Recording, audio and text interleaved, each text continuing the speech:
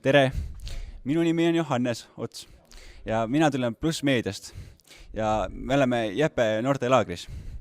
Ja täna on minu intervjueeritavaks Kadre. Tere, Kadre! Tere! Kuidas läheb? Mul läheb väga hästi. Nii, väga hea. Mul läheb ka hästi. Kuidas teile Jeppe meeldinud on? Mul on Jeppe siiamaani väga meeldinud. Selles mõttes, et see positiivsus ja kõik, mis siin kõikide inimeste vahel on väga mõnus. Ja väga. Ja õnneks täna on juba ilus ilm kui eile. Ja mul vedas ka sellega, et ma sain viimase vaba koha tuppa. Kuidas te sattusite Jeppe tiimi? Ma sattusin Jeppe tiimi niimoodi, et kunagi ammu ma käisin Piibli ja missiooni kursusel. Sealt sain ma siis tuttavaks nii-öelda põhivedaja Teeduga. Ja eelmine aasta ma käisin Jeppel ja mind kohe rakendati väikegrupijuhina. See aasta ma väikegrupijuhiks mind kahjuks ei valitud, aga mind valiti nii-öelda siis Jeppe laagri meedikuks.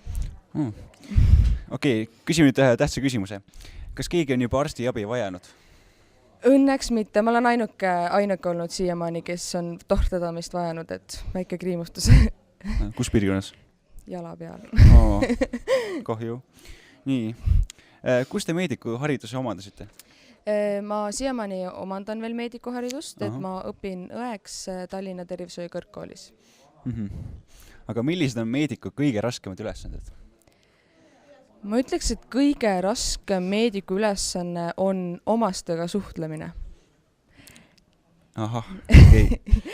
Seda vist ei kujuta täitsa ette, sest tegelikult koolis meil õpetatakse kõik sellised käelised tegevused selgeks ja siis meid saadetakse haiglasse, kus meie juurde tuleb sellised omaksed, kes on väga pöördes sellest kõigest olukorrast ja siis meie peame nendega midagi peale hakkama. Aitäh intervjuu eest. Aitäh intervjueerimast. Mina olin Johannes Ots ja see oli Pluss Meedia.